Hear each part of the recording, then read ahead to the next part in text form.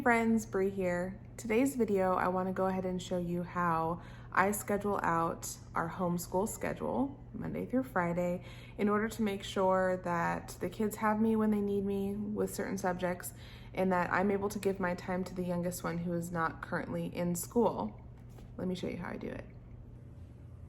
All right, so this is the hub. This is where I have everything organized and set up for the kids downstairs. Now we take, or I should say I, because Andrew's working upstairs, but I take a very minimal style approach to homeschooling as far as how much space everything is taking up. So our home is just a tad over 1,600 square feet, and I really try to utilize every corner that I possibly can. And like I said before, just keeping everything organized and simple. So this is my desk, but I let the kids use it because why not? I mean, what are they gonna do really?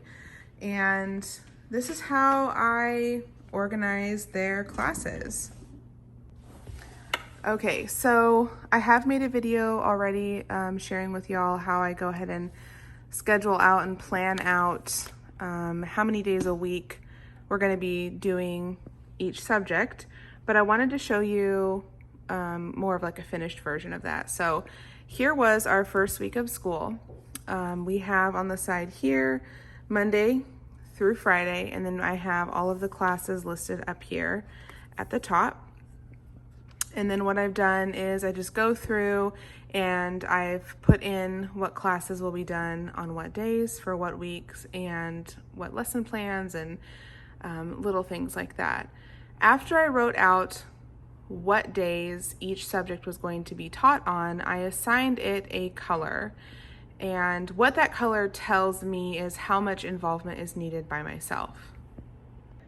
So the way that the color coordinating goes is we have blue, which is 100% involvement with myself. I am needed with the kids. And then we have pink, which is 50%. So an example of that would be language arts and math. Math, you're not always going to be learning a new concept, so most of the time they won't really need me, but sometimes they might. So I need to make sure that I have the ability to respond to them if they need my help. And then with language arts, kind of the same thing.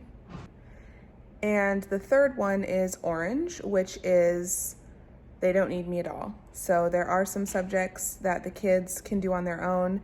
And the reason why they can do them on their own is because I did do some type of, before school starts, this is how you access, certain things on the computer. This is what you're going to be doing. And we did like little walkthroughs before the first day of school. Okay, so what we do first is the day before, we'll come and take a look at my schedule and we will see what classes need to be pulled from the little cup. What do you mean by little cup, Brie? I shall show you. So I made these little simple laminate cards that the kids pull and then we stick them to the bottom of the desktop computer here. So let's just say, typically we only have like 2 blue classes per day, but let's just go ahead and just put some up here for an example so that way y'all can see. And we have a bunch of them in here. So we have like our Bible, math, science, Bible study, geography, language arts, and we typically have about 7 classes each day. One day we have 6, one day we have 5. And I'll just kind of like stick the 7th one right up here. But so here's all the classes and they can see visually, how much they can do by themselves versus what they need to wait for with mom. So then I took it a step further and I went to Walmart and I picked up a clock and I took it apart and I highlighted exactly according to what classes they should be doing during what time. So that way they have a visual representation of how their day needs to be organized. And then down here, I found this minimal daily planner off of Canva. And I actually ordered the poster version through Canva and had it delivered to my home. Now I went ahead and put this laminate sheet over the top so I could write on it with a dry erase marker on here. And this is where I organized for my own self what classes they will be doing during what time. So for us in our home, the kids wake up at 6 and then they'll go outside and they will feed the chickens, let the chickens out, the ducks, all that fun stuff. And then they come in and they have some time to play, and then from 7:30 to 8 o'clock is when they have breakfast. And then they do all of their orange classes from 8 to 10 o'clock, at which that time Zoe will go down for her nap at 10, and then Alexis and Dean take care of the dishes and the laundry, and I then come back out from putting Zoe down from to her nap, and we take care of all of our blue classes from 10:30 to 11:30. And then the kids all have lunch together, and then the evening time we finish up with our pink classes. Now, I will say that it typically doesn't take this long, but I did overschedule just to make sure that the kids were mentally prepared and I was mentally prepared to, have this kind of day. The reason why I really like this scheduling format is because it lets the kids choose what classes they want to do first, and the only thing that they have to be responsible for is making sure that they get their colored classes done, whatever specific color is coordinated with the clock and the schedule. And once they're done, they've both completed it, they take it off and they put it in the little cup. So that's how I've been handling our homeschool schedule here in the Lee household. I do want to say that it does take, a lot of training as far as making sure that you're staying consistent with laying down the rails of having your child be responsible and take ownership over what is expected of them. So, for example, if my kids are goofing off and they're not sticking to their clock, we have this other aspect of homeschooling where I've purchased a small notebook, and within that notebook, if they finish what they're supposed to be doing, that's chores, literally everything's in there. We have chores, lunch, breakfast, all of their school stuff is laid out.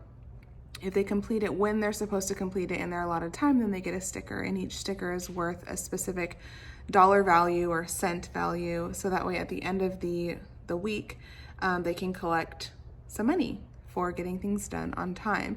If they don't get their stuff done on time, obviously within reason, there are things that can happen that's not within their control. For example, if Zoe is extra fussy and we need to postpone some of their blue classes, then obviously I'm not going to hold that against them. But for the most part, it works really, really well. And that monetary value where they'll receive it at the end of the week, at least for my kids, it keeps them focused and motivated and taking ownership over their schoolwork. Another thing that we do have here is we have a candy jar. I know not a lot of people are big on the whole candy thing, but look, I had candy in McDonald's and Burger King growing up and I came out just fine. So we have marshmallows and we have candy. So after they complete 2 classes, I let them go over to the candy jar and pick out 2 pieces of candy. We have Twizzlers, we have some chocolate. We have those little sour belts. We have these organic marshmallows. The other candy's not organic, but I just wanted to try that out, so that's why I purchased that. But yeah, that's what we're doing here in our home. And if you have any questions or you, again, want me to elaborate on something in specific, please let me know in the comments below. I do get a little preoccupied with family life over here. I try to set my phone off to the side when I'm teaching them and staying off of social media and things like that, just because this is the role and this is my responsibility and I need to be here for them. So I hope you all enjoyed this video. If it helped you out in any way, shape, or form, go ahead and give it a thumbs up and subscribe to our channel so that way you are in the loop every time we release a new family living video. Have a good one, guys. Bye.